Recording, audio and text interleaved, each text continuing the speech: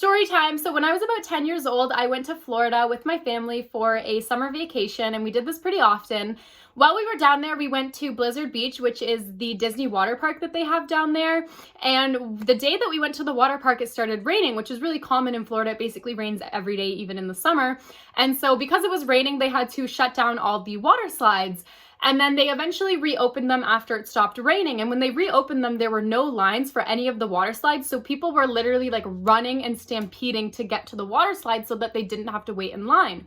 So me, my dad, and my sister booked it to the most popular water slide in the park. It had like an 80-degree drop, and the line for it was always like 2 to 2.5 hours long. And I low-key didn't want to go on this water slide, but because the line, there was probably not going to be a line, I was so like in the moment and ready to go. So we get to the line for this water slide, and it's about half an hour long, which is good. And so we're waiting in line when my sister notices that there aren't lines for some of the other water slides, and she wants to go ride them. But my dad doesn't want her to go alone, so he decides that he's going to go with her, and they're going to leave me to hold our place in line. As a 10-year-old, I was terrified to be left alone in a water park, but my dad and my sister, they reassured me that they were going to come back and that I was going to be fine, and that if it was my turn, to let the people behind me go until they came back, okay?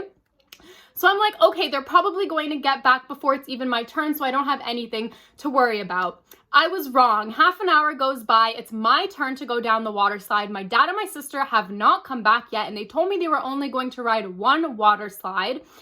So I tell the lifeguard, like, hey, I'm waiting for my dad and my sister. I was holding our place in line. I'm just going to let the people behind me go. And I do this like 100 times. Another half an hour goes by, and they still haven't shown up. So at this point, as a 10-year-old, I'm convinced that my family has ditched me and left me to go back to Canada. So I'm like freaking out, and I have two options. I can either go down this terrifying water slide that I didn't really want to go down in the first place, or I can do the walk of shame back down the stairs and pass everyone waiting in line for the water slide and have them all look at me like, wow, this poor girl was too scared to ride the water slide. So obviously I choose the first option, and I go down the water slide. It's terrifying. I did not enjoy it at all. By the time I got to the bottom, I was like bawling my eyes out because I was like, my family left me and I just went down the scariest water slide of my life.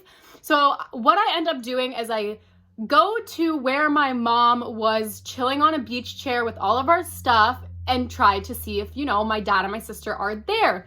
When I get there, my mom's not there. None of our stuff is there. And now I'm fully convinced that my family has left me. So I'm just bawling my eyes out when a lifeguard comes up to me and asks me if I'm lost and if I'm okay. And I tell him, yeah, I don't know where my family is. I'm really scared. So he takes me to the Lost Children's Center where they have lifeguards and coloring books, and he drops me off there. So then the lifeguards ask me like what my parents' names are so that they can tell security, because there's also a security officer there.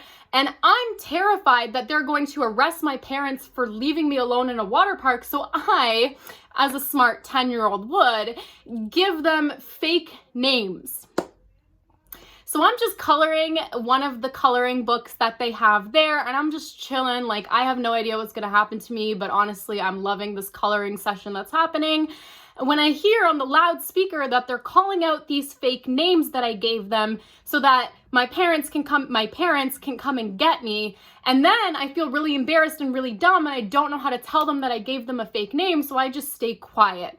So I'm chilling at this Lost Children's Center for like 10, 15 minutes. I honestly don't remember because I was just coloring and having the time of my life.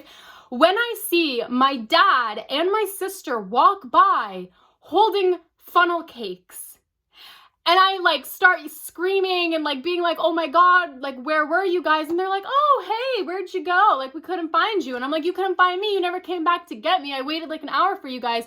And they were like, oh yeah, there were like, the lines were so short. We just ended up riding like a bunch of water slides. And I'm like, that's not okay. That's not okay. But honestly, like, I was a pretty chill kid, so I honestly wasn't even that mad. I was just relieved that my family didn't ditch me. So I was honestly really happy. And then, you know, my parents felt bad and whatever. My mom didn't even know any of this happened. She felt really bad for like switching her location on the beach chairs, because otherwise I would have found her.